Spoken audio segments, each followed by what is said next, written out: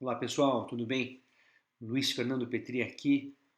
Hoje a gente vai falar sobre o que muda, não é, no diagnóstico da esquizofrenia, de acordo com a nova classificação internacional de doenças, ou CID, CID-11, na sua 11ª edição. A gente teve o lançamento razoavelmente recente dessa nova revisão, né, desse manual diagnóstico. Né? Lembrando que em saúde mental nós temos dois manuais diagnósticos, né? Tanto a CID quanto o DSM. O DSM já havia sido atualizado, se não me engano, em meados de 2015, e agora o DSM, desculpa, a CID veio com algumas atualizações. Falando especificamente sobre a esquizofrenia, houve uma mudança significativa na maneira de classificar, né, os fenômenos esquizofrênicos. Então, vamos dar uma olhadinha aqui no que comparando, né, a CID-10 com a CID-11. Né? Bem, na CID-10, a gente tinha ali algumas classificações globais sobre tipos de esquizofrenia, né? Seja aquela que a gente chama de esquizofrenia paranoide, na qual os pacientes têm uma, um predomínio de fenômenos delirantes e alucinatórios. Havia a esquizofrenia bifrênica, que eram as esquizofrenias de início muito precoce, geralmente relacionadas com alto nível de desorganização comportamental e de forma de pensamento. Aqui a esquizofrenia catatônica, na qual o paciente costuma ter sintomas de catatonia, que a gente vai falar sobre isso num vídeo posterior. E aí, coisas que ficam um pouco nebulosas, né? Bastante indiferenciadas, como esquizofrenia indiferenciada, na qual você não consegue encontrar uma classificação mais adequada para a ocorrência daqueles sintomas de esquizofrenia. Depressão pós-esquizofrênica, ela pode ser muito confundida com outras condições que acontecem depois de um surto de esquizofrenia, e isso parece estar mais interessante, colocado de maneira mais esmiuçada ou mais diferenciada no CID-11. A CID-11 traz algumas novidades interessantes, especialmente ela parece estar caminhando para uma linguagem mais próxima da abordagem clínica atual de esquizofrenia. A CID-10 ela estava mais relacionada em você classificar de grosso modo que tipo de esquizofrenia é essa. O CID-11 não. O CID-11 está dizendo o seguinte, olha, não apenas que tipo de esquizofrenia é essa, talvez isso nem seja mais tão importante, mas em que pé estão as coisas. Então a gente pega, por exemplo, aqui uma grande preocupação em descrever se a gente está falando de primeiro episódio, se é um primeiro episódio sintomático, se é um sintomático, se é uma sintomatologia que remitiu parcialmente ou está em remissão completa, os sintomas foram embora, ok?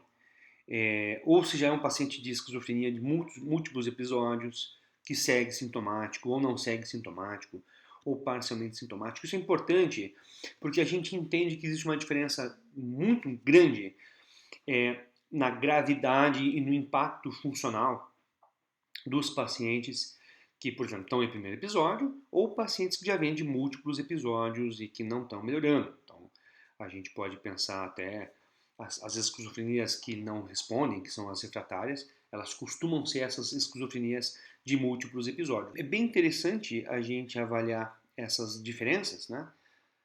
Parece que o formato da doença já não é mais tão importante. Isso era uma preocupação grande lá dos psicopatologistas do século XIX, começo do século XX, que era você classificar, né, que tipo de sintoma ou coisa parecida. Hoje a gente sabe que isso talvez nem seja tão importante. Né? O que é mais importante é saber se o paciente segue com sintomas, se ele está em remissão, se é um primeiro episódio, se é um paciente de episódios múltiplos, se é uma esquizofrenia que não vai embora, que não melhora, né, que é contínua com o passar do tempo. Então eu acho que acontecem uma coisa curiosa na CID-11, que é essa mudança de você pensar em fazer diferenciações maiores baseado em sintomas ou apresentação clínica para uma questão mais ampla. Pensar na esquizofrenia como uma doença polimórfica de fato, mas essa nem é a questão central sobre a esquizofrenia. E simplesmente, e talvez para o clínico, né, para o médico que está tratando, para o psiquiatra que está tratando o paciente, de fato o mais importante é a gente avaliar. Esse paciente que está sendo diagnosticado com esquizofrenia, ele teve é o seu primeiro episódio, é a primeira vez que ele entra em surto, porque isso muda de fato a maneira como a gente pensa o tratamento, a resposta e o prognóstico, né, o que vai acontecer com esse paciente no futuro. Da mesma maneira, a gente pensar, não, é um quadro já de múltiplos episódios, a gente entende que algo já é diferente, né? Porque os múltiplos episódios, no qual a gente já tem mais recaídas, né, de sintomas, em geral, eles costumam sinalizar uma evolução pior.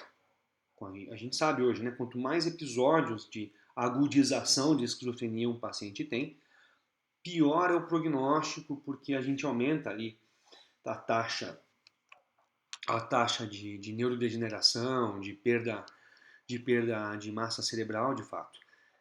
Então, entendo que essa mudança foi bastante positiva, ela coloca a coisa de uma forma muito mais prática, né? E nos dá uma ideia, por exemplo, de gravidade, de evolução para aquele quadro, para cada paciente. É claro que talvez a gente vá sentir saudade de alguns termos, né? A gente utilizar a esquizofrenia paranoide ou epifrênica. Até acho que esses termos eles não vão cair em desuso.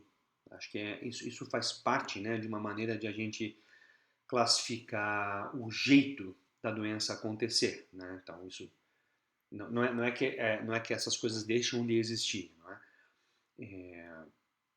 Até porque são conceitos clássicos em psiquiatria. Mas eu acho que essa classificação atual ela casa muito mais na descrição e o acompanhamento de longo prazo para a gente entender, né, para cada paciente em que pé estão as coisas, fazer um estadiamento mais adequado da esquizofrenia. Ok? Então,